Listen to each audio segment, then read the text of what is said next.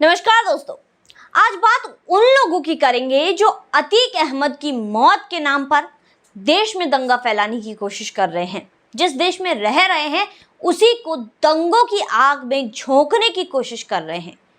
बात करेंगे कि किस तरह दूसरी तरफ अलकायदा धमकी दे रहा है कि 3 हत्यारे जिन्होंने अतीक अहमद की हत्या की वो उसे भी मार देगा, उन्हें भी मार देगा।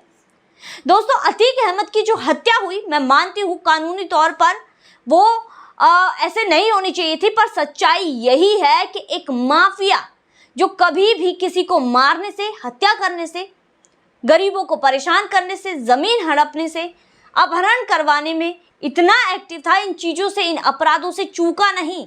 उसके हाथ पूरे खून में सने हुए हैं। एक ऐसे माफिया की जो मौत हुई है उसके बाद ये लोग छाती पीट रहे हैं और लगातार ये बातें कर रहे हैं कि भाई अतीक अहमद के साथ जो हुआ वो गलत हुआ है। अरे शर्म आनी चाहिए उन लोगों को जो इस तरह की बातें कर रहे हैं कि अतीक अहमद के साथ जो हुआ वो गलत हुआ है। जो लोग देश में बैठकर देश ही नहीं बल्कि विदेशों तक ये न्यूज़ फैला रहे हैं और जो जानकारी है वो विदेशों तक पहुंचा रहे हैं, तभी तो अलकायदा ने जो 7 पन्ने का मैगजीन स्ट्रोक इंटरनेट पर जारी किया है उसमें साफ तौर पर यह कहा है कि 3 हत्यारे जिन्होंने अतीक अहमद और उसके भाई यानी कि इन माफिया ब्रदर्स की हत्या की है उन तीनों को ये मार देगा। लगातार जो अलकायदा है वो ऐसा संगठन है जो इतना खतरनाक आतंकी संगठन है, लगातार ये सारी चीजें वो करता आया है। पर यहाँ पर अब बात यही है कि अलकायदा को क्या मतलब है कि वो हमारे देश के मामलों में झांके, इस तरह की चीजें करे। अरे भाई, पहले अपने गिरेबान में झांक कर देखो। तुम लोग भूखे मर रहे हो और उसके बाद ऐसी बातें कर रहे हो। पहले अपने लोगों को खाना खिलाओ। वो कहावत है ना कि पेट में आंत नहीं मुंह में दांत नहीं। तो इन लोगों की यही हालत है, पर फिर भी ये अपनी हरकतों से बाज नहीं आएंगे। अपनी हरकतें, अपने जो इनकी भाषा में कहें तो नापाक इरादों से ये कभी बाज नहीं आएंगे। वही दूसरी तरफ लगातार हमारे देश के ही कुछ ऐसे लोग हैं, जाहिर सी बात है, जो इन तक जानकारी पहुंचा रहे होंगे। उन्हें शर्म आनी चाहिए। अतीक अहमद जिंदाबाद, अतीक अहमद को जिंदाबाद करने के ये नारे लगा रहे हैं। अतीक अहमद को ये लगातार भारत रत्न दिलाना चाहते हैं, शहीद बता रहे हैं। अरे भाई, शर्म आनी चाहिए ऐसे लोगों को।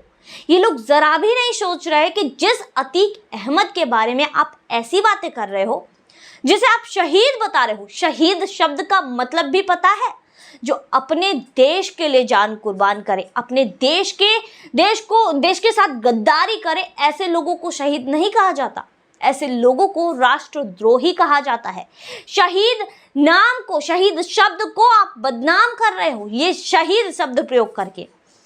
शहीद वो हैं जो हमारे भारत माता की सुरक्षा करके अपनी जान को बलिदान करते हैं, जो हमारे फौजी भाई हैं, पुलिस वाले हैं, जो अपनी जान के साथ, अपनी जान की भी परवाह किए बिना हमारी सुरक्षा के लिए दिन रात लड़ते हैं, वो है शहीद। और आप ऐसे माफिया को शहीद शब्द का प्रयोग कर रहे हो ऐसे माफिया के लिए, बहुत शर्म की बात है, बहुत ज्यादा शर्म की बात है। ओवैसी साहब लगातार भाषणबाजी कर रहे हैं कि देखिए ये तो सरकार का, पुलिस की नाकामयाबी है, लोगों को जिंदा पकड़ लिया अतीक अहमद, और जब अशरफ पर गोलियां चलाई गई तो क्यों पुलिस ने जवाबी कार्यवाही नहीं की, क्यों पुलिस ने गोलियां नहीं चलाई।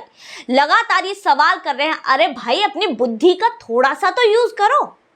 ये बुद्धि जो तुम तुष्टीकरण की राजनीति में, टामल टोल में लगाते रहते हो, उसका थोड़ा सा इस्तेमाल करके देखो कि तुम कह क्या रहे हो। तुम चाहते थे कि पुलिस जवाबी कार्यवाही करती, ठीक है, पुलिस जवाबी कार्यवाही करती और उन 3 शूटरों को मार गिराती। जाहिर सी बात है उन 3 शूटरों के पास पिस्टल थी। पुलिस भी अगर यहां से जवाबी कार्यवाही करती तो वहां पर कितनी भीड़ थी, मीडिया कर्मी थे, आम लोग थे, हॉस्पिटल के बाहर की बात है। तो ऐसा तो है नहीं कि गोली पर नाम लिख दिया गया कि भाई इन 3 शूटरों को ही गोली लगेगी, अतीक अहमद को लगेगी और अशरफ को लगेगी। इसके अलावा जो गोली है सामने जाएगी तो बस नमस्कार करके दूसरे व्यक्ति को लौट आएगी, ऐसा तो है नहीं। अगर वहां पर पुलिस जवाबी कार्यवाही करती तो जाहिर सी बात है और लोगों को भी, मीडिया कर्मियों को गोली से लग सकती थी। तो ये लोग चाहते थे कि वहां पर लाशों के ढेर लग जाए और फिर उसके बाद ये अपनी राजनीति की रोटियां सेके, अपनी राजनीति को चमकाए, सरकार पर सवाल उठाएं, इस तरह की चीजें करें। दूसरी तरफ ये कहते हैं कि उन पर तो 207-8 लाख की जो है पिस्टल थी वो इनके पास कैसे आई। भाई सबको पता है कि प्री प्लान्ड पूरा मामला किया गया था, जिसके बाद पुलिस यही पता लगाने की कोशिश कर रही है।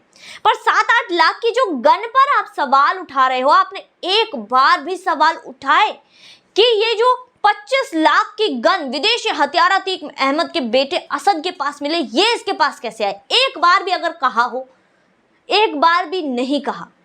ये बताया कि अतीक अहमद का जो इतना बड़ा साम्राज्य है, करोड़ों की संपत्ति है, ये कैसे हो गई? एक बार भी इस पर सवाल उठाए? दोस्तों लगातार ओवैसी और अलकायदा दोनों ही एक तरह की बातें कर रहे हैं। हालांकि अलकायदा की जो मैगजीन स्ट्रोक उन्होंने जारी किया है, ये पता नहीं लग पाया है कि कहां से आया है, जिसके बाद पुलिस पूरी तरह से एक्टिव हो गई है, जिसमें कोई भी ढील नहीं छोड़ी जा रही है। पर दोस्तों यहां पर सवाल बस इतना है कि क्यों ओवैसी, अलकायदा एक तरह की बातें कर रहे हैं कि इन 3 व्यक्तियों को, 3 हत्यारों को मार देना चाहिए था। पुलिस को इन्हें जिंदा नहीं पकड़ना चाहिए था, उसी वक्त मार देना चाहिए। सोचने की बात है। ये लोग, ये जो ओवैसी है, ये बनते हैं धार्मिक राजनेता, धर्म के राजनेता बनते हैं। इन्हें सोचना चाहिए कि जिस देश में ये रह रहे हैं लगातार, उस देश में ही ये दंगे फैलाने की कोशिश कर रहे हैं, क्योंकि अपने भाषण में कह रहे हैं कि भाई ये तो गोडसे वाली गैंग है। सीधे तौर पर ये धर्म के नाम पर दंगे फैलाने की कोशिश कर रहे हैं। भाई शर्म आनी चाहिए ऐसे लोगों को कि जिस देश में तुम रह रहे हो, उस देश की ही बर्बादी पर तुम तुले हुए हो, उसी देश की बर्बादी कर रहे हो। तो यार रह क्यों रहे हो? ये सारी चीजें सोचने वाली बात है कि क्यों ये जोर लगा रहे हैं कि ये तीनों तभी मार दिए जाने चाहिए थे। ये इसका मतलब यही है कि ये लोग नहीं चाहते कि जो इनके पीछे मास्टरमाइंड है, जो इन हत्याओं के पीछे मास्टरमाइंड है, उसको पकड़ा जाए। लगातार ओवैसी हो या और लोग हो, लगातार यही चीजें करते आ रहे हैं। देश में दंगा फैलाने की कोशिश की जा रही है।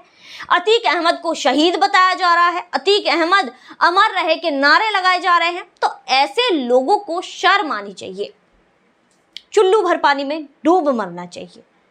तो दोस्तों आज की वीडियो में बस इतना ही। फिर मुलाकात होगी ऐसी वीडियो के साथ, तब तक के लिए देखते रहिए थिंक टैंक।